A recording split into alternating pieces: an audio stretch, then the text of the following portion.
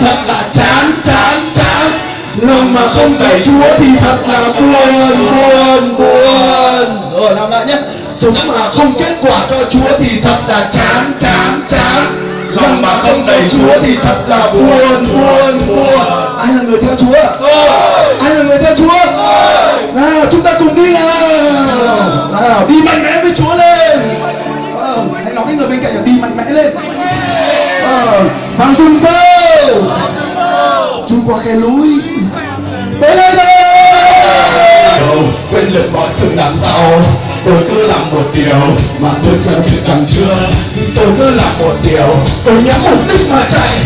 Tôi cứ làm một điều, thực tại của Chúa trên trời. Amen. Con đường chỉ có con đường đưa tôi về thiên quốc. Giêsu là chính con đường. Hãy nói với người bên cạnh, chẳng còn đường nào khác, chẳng còn đường nào khác, chẳng còn đường nào khác. Vậy hãy đi.